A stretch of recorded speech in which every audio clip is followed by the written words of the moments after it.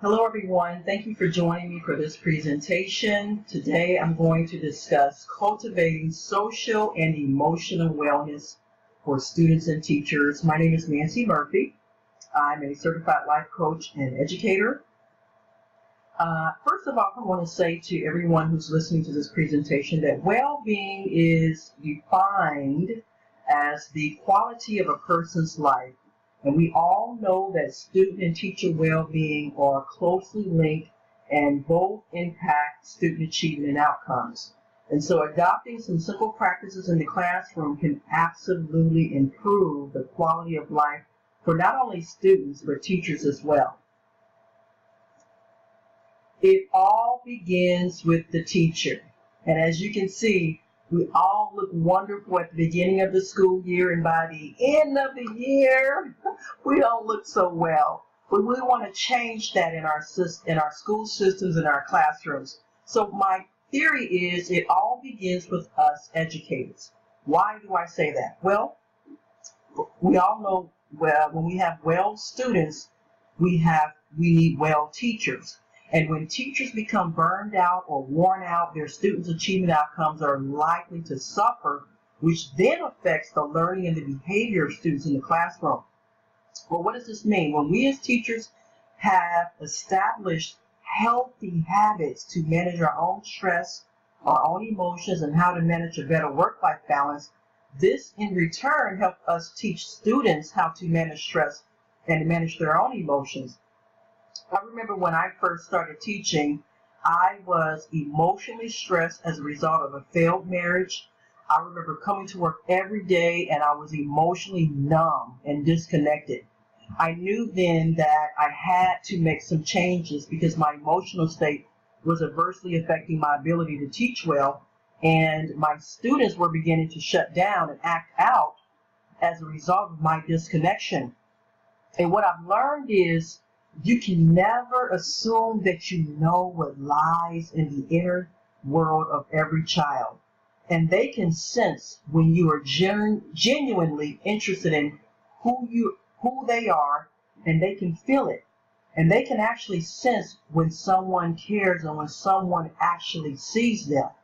Because when we're disconnected, it affects our students. When we're burned out and worn out, it affects our students. So teachers are an indispensable part of their students' learning and development. And the student-teacher relationship is essential for supporting and inspiring students and teachers to foster different ways of knowing that are complementary to developing awareness of oneself and others. And in this respect, a teacher basically has the capacity to humanize or dehumanize their students based on how they feel about themselves. And they have the power in the classroom. The teacher's power in the classroom affects each student and their ability to learn. So I do believe that all wellness and all healthy well-being begins with us as teachers. The mindful teacher and the mindful student. Well, I know you all have probably heard a lot about mindfulness and the impact that mindfulness has not only on students but teachers as well, on people as a whole. Before any good teaching and learning can happen, we need to cultivate environments where children and teachers aren't running for the exits. Because mindfulness teaches students and teachers how to become more self-aware, which then helps both students and teachers self-regulate themselves in stressful situations and to basically cultivate that healthy well-being that they need to be successful. Mindfulness can facilitate the development of important social and emotional skills through each developmental stage of a student's life.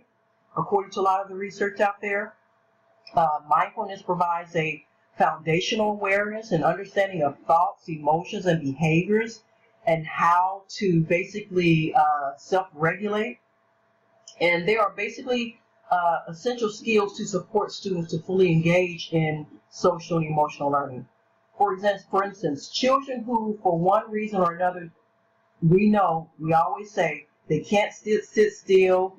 They cannot focus or get along with their peers. They continue to fall behind academically, while concerned parents and teachers feel somewhat overwhelmed by this and not knowing how to intervene effectively. So it has been said by many clinicians and evidence-based research that I've studied that practicing mindfulness in schools has significant benefits for not only teachers but students as well. As teachers become more mindful themselves, I believe that we can model the type of attention, self-control, and consideration they wish to see in their students. But mindfulness must first be practiced by us, the teacher. We often leap forward wanting to help our kids relax, forgetting to notice how anxious we are as teachers and how in need we are of relaxation. And as a teacher, we would never try to lead a math lesson if we don't know the multiplication table.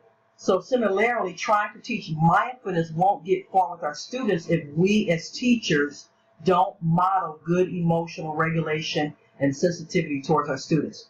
And here are some various benefits to practicing mindfulness.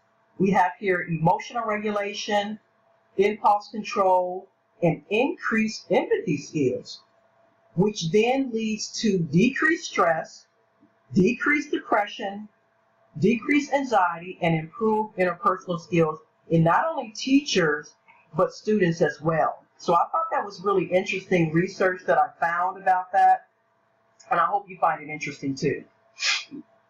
Slide 3 here, we have ways to cultivate social and emotional wellness. This is really interesting to me because how many times have you heard people say you need to smile more?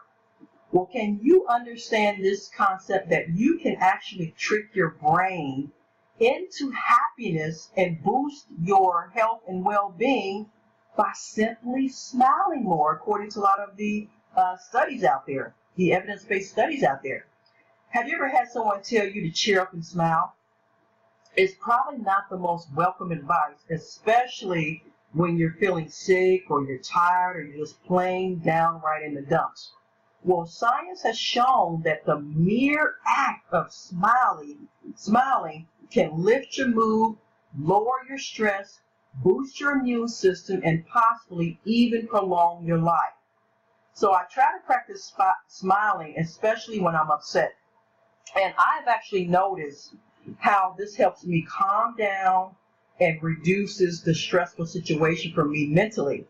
And I always say this, fake it until you make it. And I think you should encourage this practice not only in your colleagues, but also in your students. The next concept here for cultivating wellness and for emotional and social well-being is deep breathing. Deep breathing. Everybody take a deep breath. I needed that. I've had a long day. The practice of deep breathing to regulate emotions may begin as a conscious one, but over time it can become almost automatic. And deep breathing by some of the clinicians and research out there is one of the most effective ways to practice mindfulness. By practicing controlled deep breathing, students and teachers are better prepared for times when the stress level is being heightened and the need to calm down is urgent. For 5 minutes every morning after I arrive at school, in my car, before I start my day, I close my eyes, breathe deep calming breaths, and completely relax. And I do not think about what I have to do, where I have to go, or the stress of the day that may come later. Thoughts may enter my mind at that moment, but I simply notice that I am thinking, let the thoughts go, and return to focusing on my breath, my breathing. And this is just my time for me. It's my time to really just become mindful, become more aware, and really just to feel what I'm feeling for that moment. And I think that by being more mindful and developing your own social and emotional competencies, I can be more present for my students. And I can focus completely on them and what is happening in the moment. And I can actually model authentic practice in front of my students to see me using a breathing tube both deliberately and in context. And this is actually vital for your students because they need to be able to draw on their social and emotional skills to regulate and navigate the real world situations in the classroom and throughout their lives. So we're actually can model when we're having a feeling in the classroom, and we just need to say, okay guys, I just need to take a deep breath. And we actually model that. You know what I mean? I think the students can really benefit from us modeling that in the classroom. And the next one is self-talk, positive self-talk. Do you know that self-talk, I don't know about you all, but I know I might look crazy, but I actually talk to myself sometimes. But self-talk has tremendous health and emotional benefits. And I would suggest teachers and students model it in the classroom. To do this, teacher could ask students to take a minute and think about what they've said to themselves today by asking introspective questions such as, was this what I was thinking critical? Was it kind and helpful? How did you feel after you engage in this inner discussion with yourself? While reminding students, thoughts are the source of your emotions and your mood. I don't care what anyone says. If you consistently think about negative thoughts, negative energy, and you focus on that for a long period of time, I can guarantee you it's going to affect your mood. So the conversations you have with yourself can be either destructive or beneficial. And we need to remind our students of the inner dialogue that they have and how that influences how they feel about themselves and how they respond to events in their life. All right, so, and then the next one we have here is providing value, feeling valued. I think that when teachers feel valued, they can give more to their students. And when students feel valued, they will work hard and be less problematic in the classroom. And how do you may be asking, how does this affect emotional social well-being? Because I believe that every human being has a need to be seen and to be heard. And when a person feels valued, no matter if they're having a stressful day, no matter what is going on in their life, when they feel valued, we tend to perform better. So feeling valued is actually closely linked to happiness and well-being, according to a lot of the research. People who feel valued feel happy, and they have a sense of positive well-being. Because the more we feel valued as teachers and students, the more motivated and engaged we become, and the less stress we will probably feel in the classroom because we feel appreciated. So feeling valued is so important. The next one is self-regulation. And this is a huge area that I think mindfulness focuses on in terms of helping teachers and students learn to self-regulate their emotions. Just because you feel it doesn't mean you need to voice it. Just because you think it don't mean you need to speak it. So how teachers manage their feelings with the students by talking about how they feel and then what they do about it means so much. For example, a teacher can say, I'm feeling a bit unfocused at the moment, so I'm going to breathe deeply and have a drink of water. If you are feeling angry or frustrated, you could model as a teacher counting to 10, walking away, and maybe even taking some time in a different space just for a moment to gather yourself. So modeling for students self-regulation is so important. And I can't stress that enough. That can really make or break a situation in the classroom. Because we all know we sometimes get upset and we may get frustrated. And so managing your emotions is so important. I always say this, self-mastery is the greatest mastery you will ever achieve. If you cannot be a master of self, you will be like the ship tossed to and fro. So I really believe that self-regulation, mastering your emotions, and teaching our students how to do that should be a daily practice. And so these are some ways that we can, of course there are more ways that we can teach some other skills, but these are just some general ideas that I thought were really important that I thought we could practice in terms of cultivating social and emotional wellness. Let's see here, the next. Okay, so here is the learning activity that I would like to do, if I was presenting this to a group of teachers, group of educators, or even students, because as you can see here, I have a student activity, I would like to practice this activity because this activity actually focuses primarily on how we feel, our emotions. And I believe this is an important area to practice on because our emotions and our mood typically drives how we govern ourselves.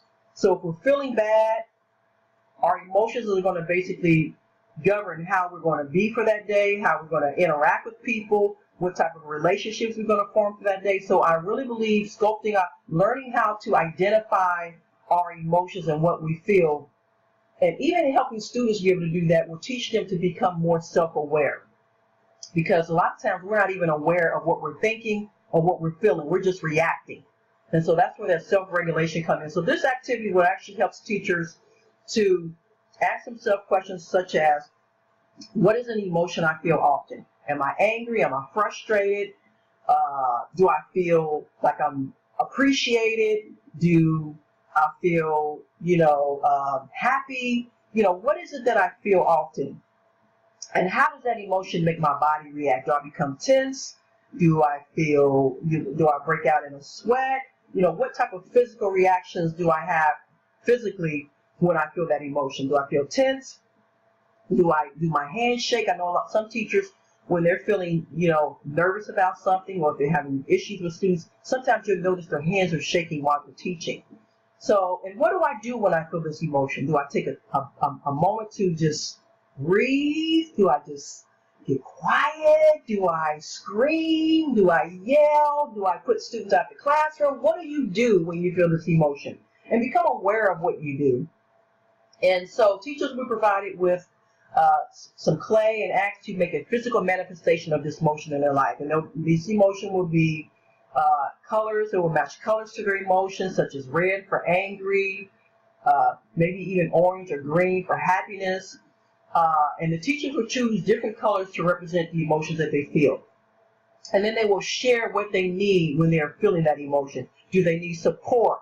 Do they need to talk? Do they need someone just to listen to how they feel? Sometimes we don't want you to solve it as a teacher. We just want to know that somebody heard us. So the colors will represent how they feel, and we'll discuss this in a group and kind of share out in the group of what that looks like, on any given day. Maybe even, if it's worse during testing time, or is it worse towards the end of the year? What's the difference between how you feel at the beginning of the year and how you're feeling at the end of the year, and how we express those feelings? And of course, you can do this extended activity with students, because students can actually create a map of colors and their emotions and correlate with them. And then you can teach them tools in the classroom. Okay, if you're feeling angry, what's something that you can do besides reacting with screaming, yelling, hitting someone, walking out the classroom, cursing? What are some things that you can do? Because we need to teach students lifelong skills, coping skills, to be able to react to certain feelings. Because if we all react in our feelings, we're all going to it's going to be chaotic in the classroom. Not only in the classroom, but even outside of the classroom. So this pack actually will teach students how to deal with their emotions and their feelings. Because actually our feelings are actually always dictating what we do at school and what we do in the classroom. So I hope this activity was helpful. I hope this presentation was helpful. And here are my references that I used to create this PowerPoint presentation. And I look forward to presenting to your staff in the professional development training this summer. And I hope you have a wonderful, wonderful day.